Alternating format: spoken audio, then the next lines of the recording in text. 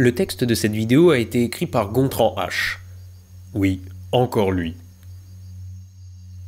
Les années 70 en France, pour ceux qui les ont vécues et même dans la mémoire collective, sont des années tout à fait particulières sur le plan sociétal. Elles ont bizarrement une aura positive alors que tout n'y a pas été rose, évidemment. Mais tout de même, on va dire qu'elles ont été rose clair. Le général de Gaulle vient à peine de mourir à colomber les deux églises en même temps qu'un monde très papa-maman sur les barricades de mai 68. Un énarque quadragénaire qui semble parler avec une patate chaude dans la bouche est à la tête de l'État, successeur lui-même d'un président presque intérim dont le nom ressemble à une chanson de Marilyn Monroe. La télévision devient couleur, la radio se piratise, la littérature secoue sa poussière, il ne paraît plus un film sans qu'il y ait quelqu'un à poil dedans, on sort de 20 ans de vache grasse en matière d'économie, l'avortement est décriminalisé, on est enfin majeur à 18 ans, on peut même et désormais divorcer par consentement mutuel, l'écologie commence à pointer le bout de son nez, le mouvement hippie termine son amorce de la contre-culture, tandis que moi, je suis même pas encore à l'état de projet. Ça, c'est pour le rose pétant. Pour ce qui est du moins coloré, en 1973, un premier choc pétrolier a lieu. Il est mondial, évidemment. En gros, pour ne pas vous ennuyer avec ça trop longtemps, car le jingle nous attend, voici. Jusque-là, personne ne regardait à 1 litre de pétrole. On le croyait pour ainsi dire inépuisable. Or, les États-Unis viennent d'atteindre leur pic de production pétrolière, ce qui rend l'Occident encore plus demandeur d'or noir auprès des gros exportateurs situés essentiellement au Proche-Orient. Et puis, la guerre du Kippour vient d'avoir lieu, et pour punir Israël de s'être défendu d'une attaque surprise de l'Égypte et de la Syrie, l'Organisation des pays exportateurs de pétrole, l'OPEP, décide de diminuer drastiquement ses fournitures d'hydrocarbures aux pays occidentaux. Dès lors en France, le pétrole flambe, mais plus tellement au sens propre. Par endroits et par moments, son prix est multiplié par 4. Et comme on n'a toujours pas inventé le gilet jaune fluo à l'époque, tout le monde ou presque baisse la tête et rentre dans le rang. Que peut-on y faire, ma bonne dame ? Eh ben, on fait des économies de bout de chandelle, et des spots de pub sortent sur les 2 chaînes disponibles, faisant la part belle au nouvel adage patriotique « En France, on n'a pas de pétrole, mais on a des idées. » Et quelles idées! Un duo belgeo-italien, par exemple, débarque dans le pays avec quelque chose de révolutionnaire qui va faire perdre la boule à plus d'un décideur. Un avion renifleur de pétrole. «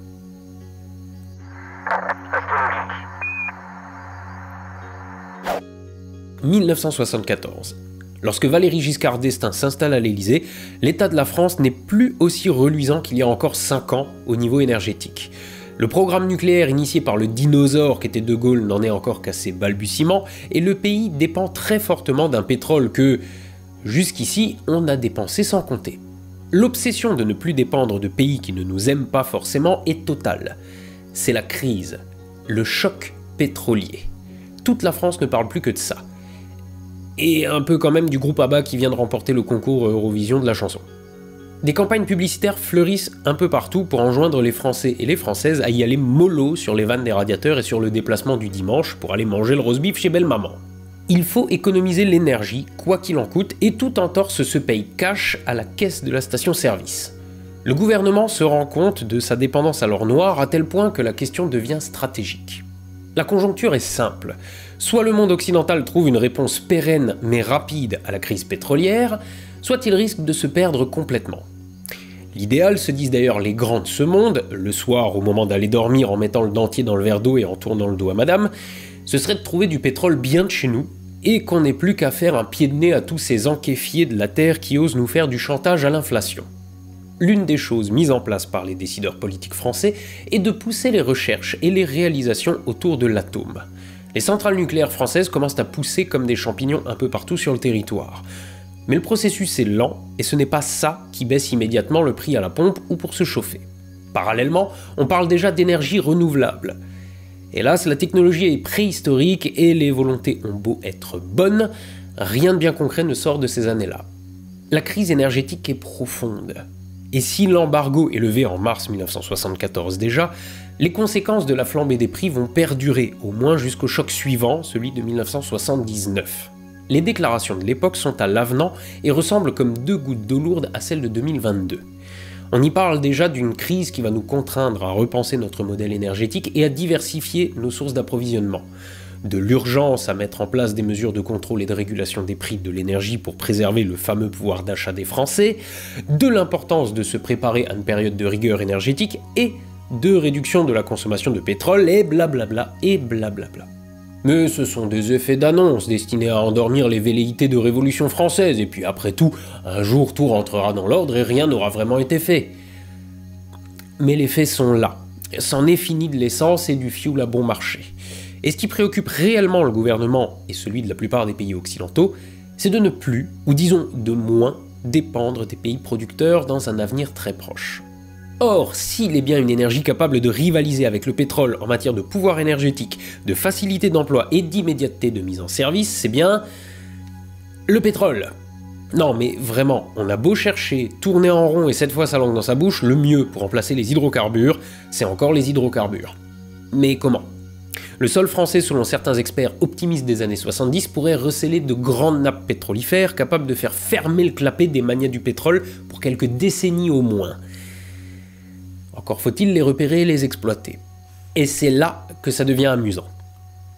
L'entreprise nationale Elf Aquitaine, chargée de veiller à l'approvisionnement de la France en énergie, se dévoue corps et âme pour trouver, donc, de nouvelles sources d'huile de roche.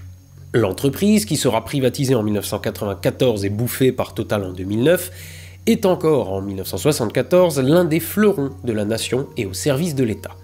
Pourtant, elle a déjà perdu ses concessions irakiennes et algériennes. Pour elle aussi, trouver du pétrole reviendrait à se redorer la pilule. Et ce qui serait bien, ce serait qu'on en trouve en France. Je l'ai déjà dit. En 1975, alors qu'on sort d'un hiver particulièrement quelconque, mais qui a donc coûté cher aux contribuables, un duo belgeo-italien vient à la rencontre du gouvernement français par l'intermédiaire de l'entreprise nationale. Le premier membre du tandem est un agriculteur, doublé d'un réparateur de télé italien et d'une espèce de pionnier des effets vidéo. C'est Aldo Bonassoli. Il s'invente une expertise de physicien, mais il n'en est rien. Son acolyte, un aristocrate belge qui n'a plus un rond depuis longtemps, c'est Alain de Villegas.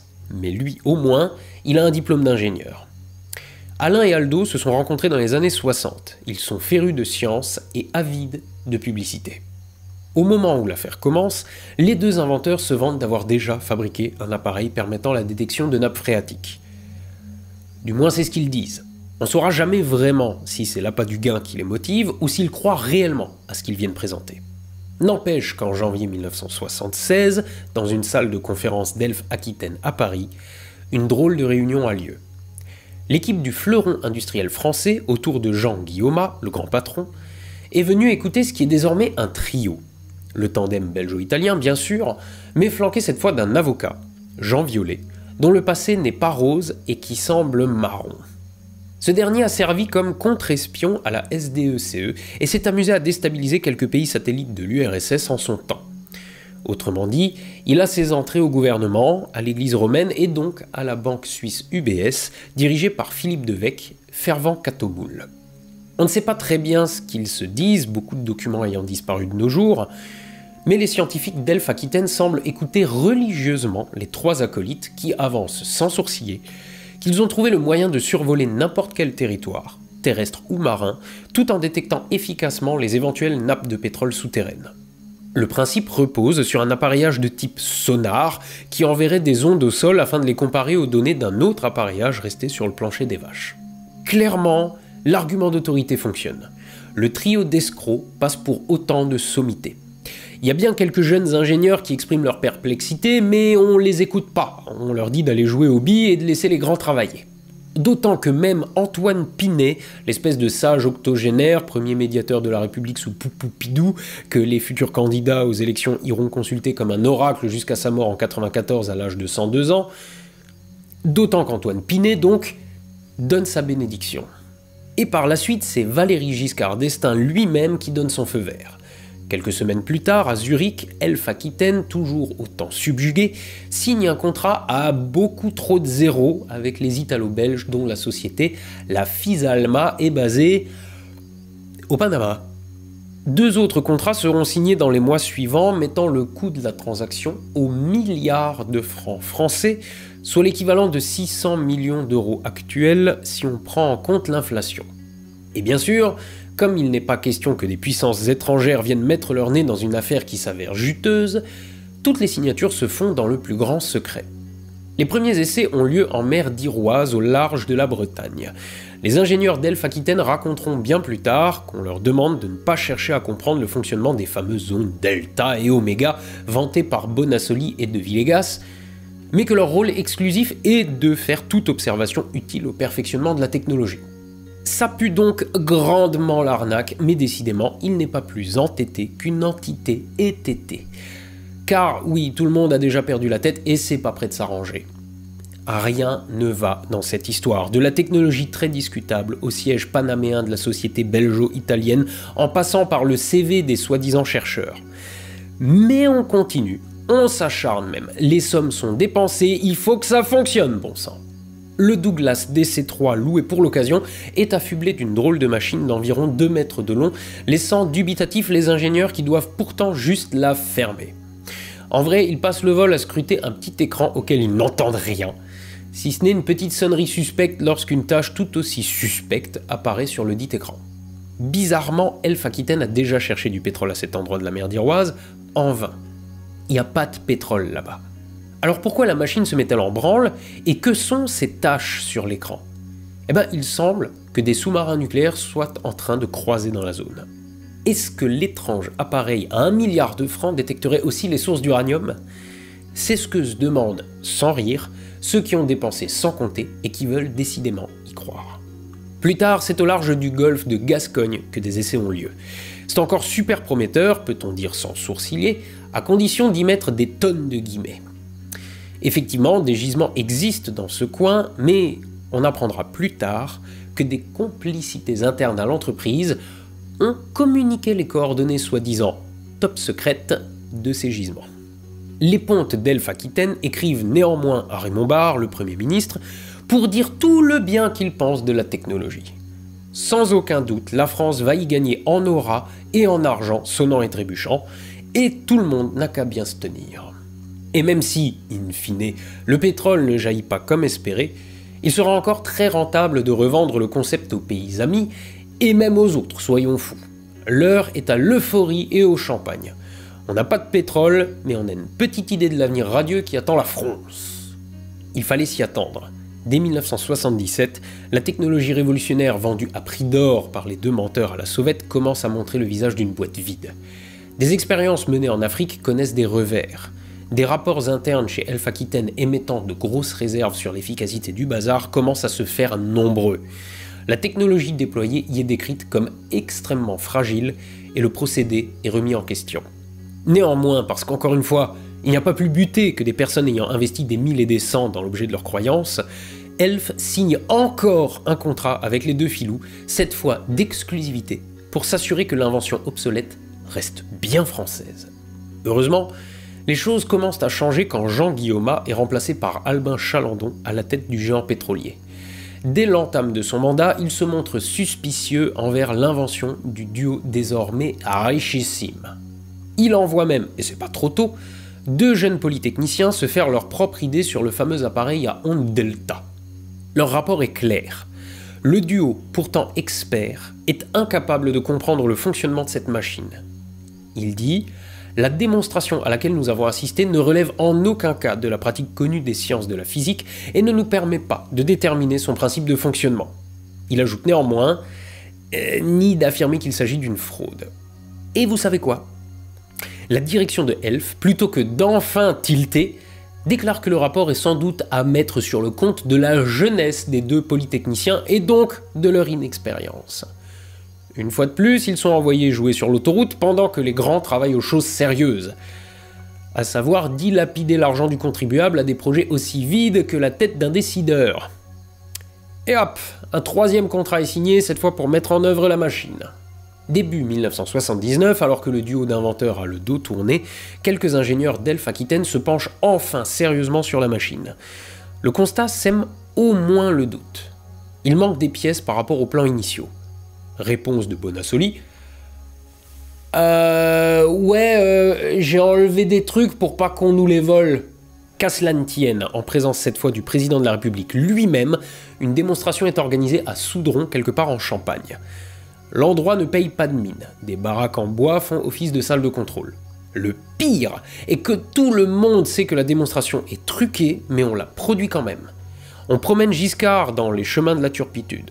L'inventeur affirme qu'un objet métallique a été placé dans une cavité à 700 mètres de profondeur et que, grâce au système mis en place, l'objet métallique va se révéler. Et miracle, l'objet apparaît au bout d'un long moment sur l'écran de contrôle. Mais pas comme une simple tache de couleur, non, mais comme si une caméra était en train de le filmer. Tout le monde se regarde, dubitatif. Mais Giscard confie au président d'Elf-Aquitaine que s'il y a une chance sur 1000 pour que ça finisse par fonctionner, il faut la saisir. La légende dit qu'en rentrant à l'Élysée, il rédige 2 communiqués. L'un pour exprimer sa joie, l'autre pour se désolidariser du concept. Et puis, on verra bien, plus tard, lequel on garde. Car l'invention, et surtout ses inventeurs, commencent à puer du cul. Aux endroits où la machine avait soi-disant découvert une nappe de pétrole, un peu partout en France, il n'y a rien, pas une goutte. Et les forages ont coûté 200 millions de francs.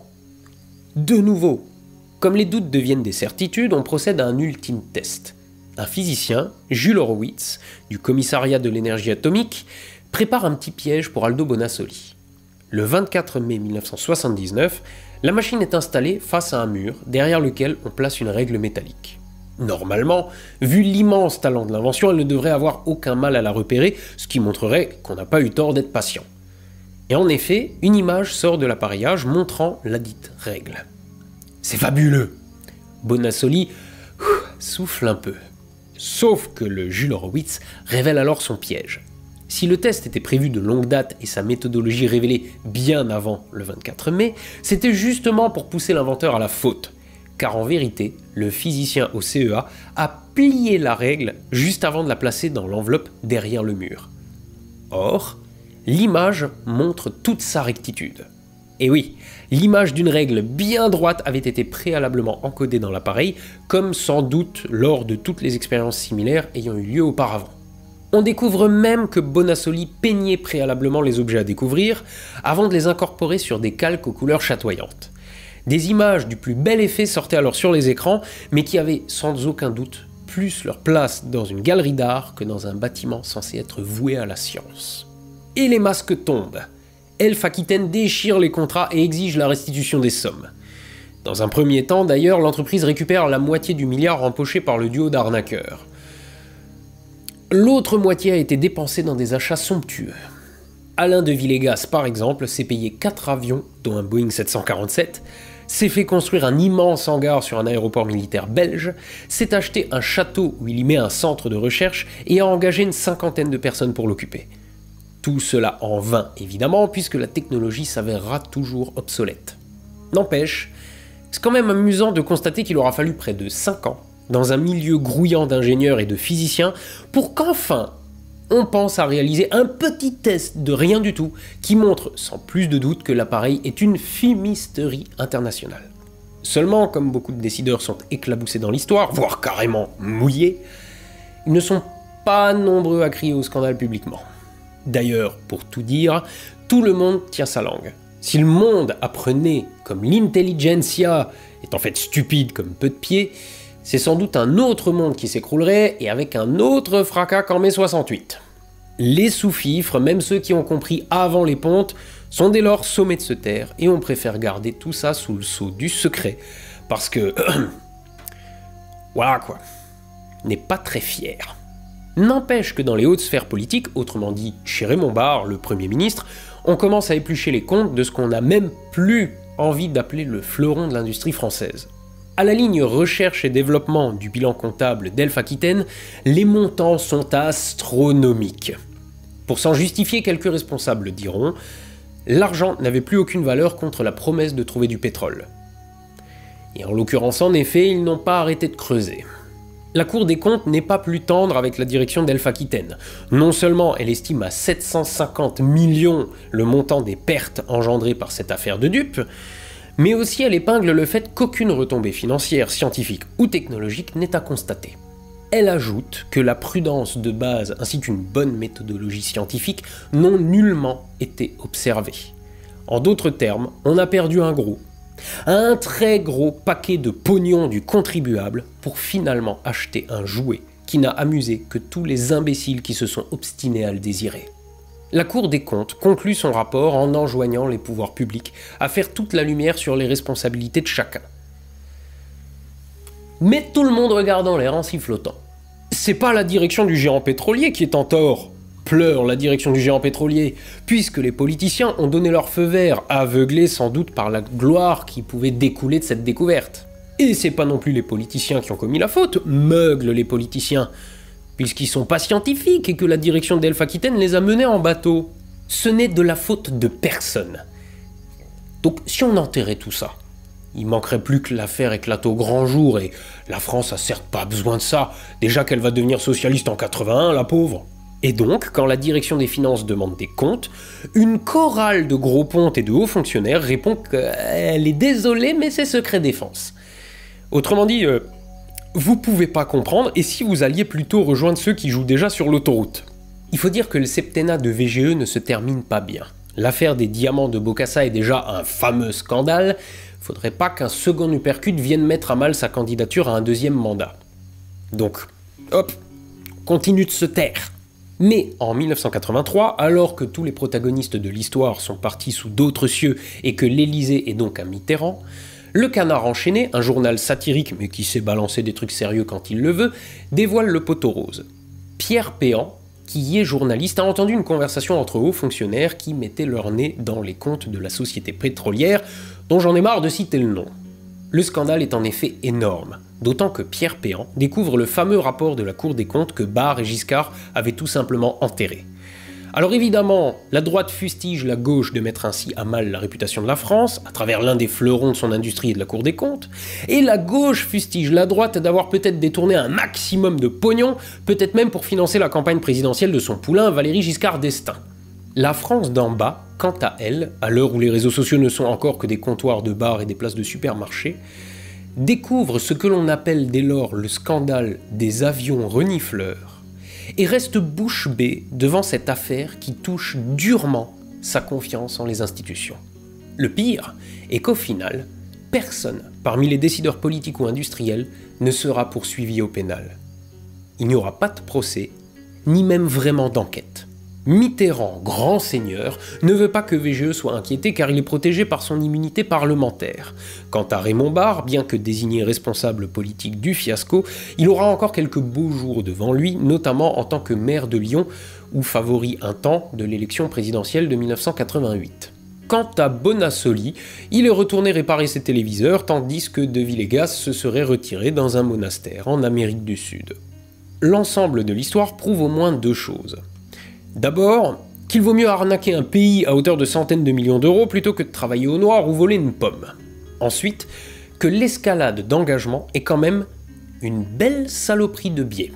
L'escalade d'engagement, nous dit Wikipédia, aussi appelée biais d'engagement, décrit un certain type de comportement humain.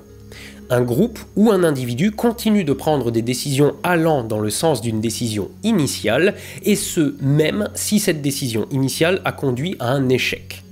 Par ce biais cognitif, l'acteur maintient des comportements irrationnels qui s'alignent sur les décisions et actions précédentes. Clairement, c'est ce qu'il s'est produit de chaque côté dans cette histoire. Les pseudo-inventeurs n'ont plus pu reculer parce qu'ils avaient cru eux-mêmes en leurs résultats, si pas présents, au moins d'un futur proche, et les décideurs avaient tellement dépensé qu'ils ne pouvaient plus que continuer à y croire.